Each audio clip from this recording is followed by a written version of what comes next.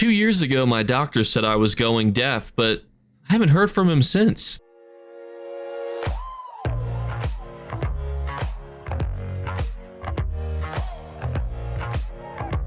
What's going on, YouTube? You can see it's a bit of a cultural phenomenon to be here right as Zanil pops out, but we're inside the Hollow City, inside of Cold Harbor, to go over our first of 2 weekend vendors. You can see everybody and their mom is present. I'm hoping that means it's going to be goated with the sauce, as the cool kids say. And you can see we got some sarcophaguses, we got some ancient plates, we got a totem puzzle head, we got some seals, some more seals. Kind of hard to see what's on top of these here, Zenimax. Some clan signs. Okay, we got some stuff, and then we got a puzzle box, or puzzle cube rather. So I actually am a huge fan of any item that's animated and interactable. I think that they always have just good resale value. People throw these in their little libraries and whatnot, and we've got an upcoming housing contest for some big crown juicy rewards. So do I think that anybody is gonna really jump on top of doing an orc theme? Probably not to be discriminatory, but orcs, you know, when it comes to your houses, you know, like, I'm not saying I wouldn't live there, but like, Orsinium is not necessarily known for its good property resale value. It literally gets destroyed like every couple hundred years.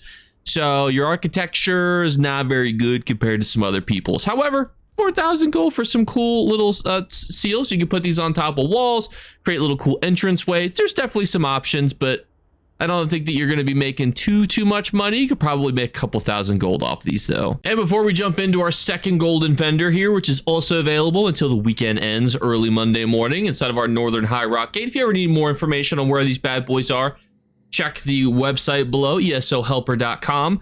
But we are also 156 subscribers away from 31,000. So please hit the subscribe button. And now let's see what the golden vendor has in store for us. And we start with Livewire. Now, Livewire is a weird set. So it comes from the Clockwork City.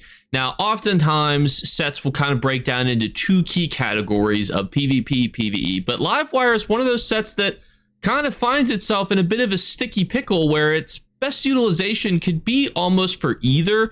Because for those of you who don't know, when you take damage, you overload your circuits, applying concussion to enemies within 8 meters, and you heal for 1220 health for each enemy hit. Now, concussion applies minor vulnerability. So this is actually a pretty good thing to do for things like trash fights, where you have lots of mobs that you're trying to apply, you know, debuffs to.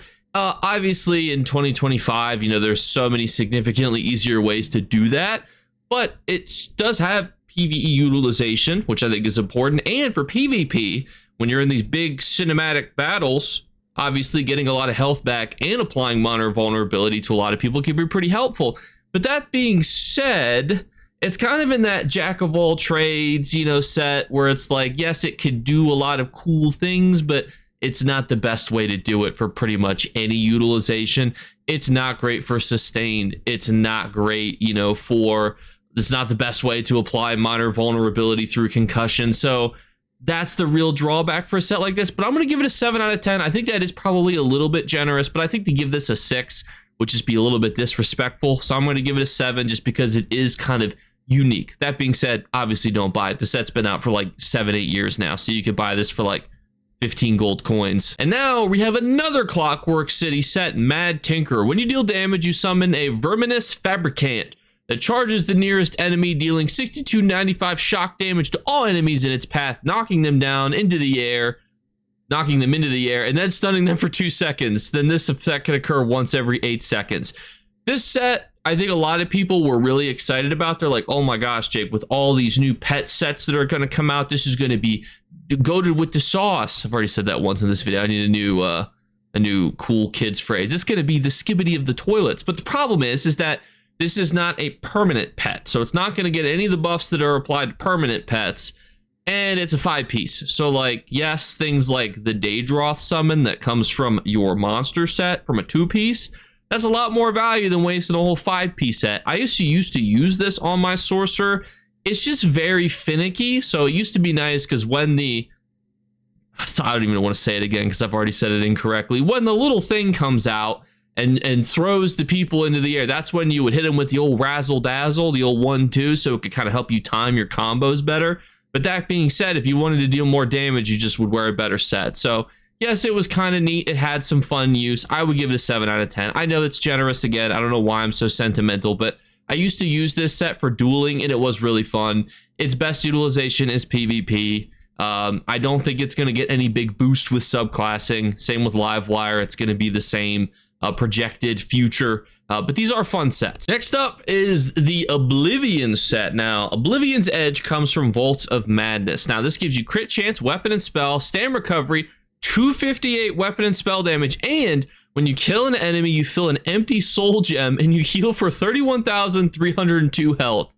Now, I don't know if this is actually accurate, but I am in Cyrodiil right now, so you think that the battle spirit healing would be affected, but I also don't feel like you would heal for 31,302 health, because that would be pretty insane. But that being said, this set was actually buffed. It used to not have that 5th line of add 258 weapon and spell damage, which was pretty significant, because that's an unnamed buff that will stack, obviously, with everything else, and that's a bunch of health. Fun fact, this used to be one of the best gold methods in the game. You would wear a set like this, and then you would just fill soul gems, and then you would just sell soul gems. Selling soul gems used to be like the bee's knees when it came to ESO, but unfortunately, that's been kind of patched out because now they realize that respawning is probably should be more of a privilege, or more of a right than a privilege, rather. So now you guys get to respawn super easily. You can't just become a soul gem dealer like, you know, back in the day. That being said, if this stat line is correct, I would say this is close to like 7.5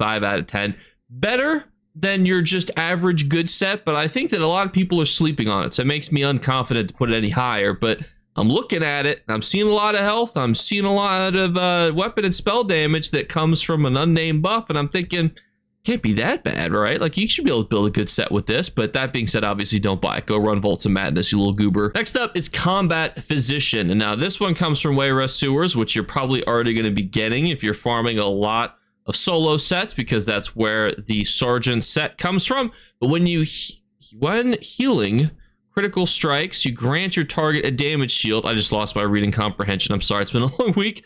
Absorbs a damage shield, absorbs 2477 damage for 6 seconds. This effect can occur once every 6 seconds. Now, you might think to yourself, Jake, that a set like this is useless. I will tell you that there are people who build support characters when they're doing 4-man content, especially if they're trying to get like a trifecta run done.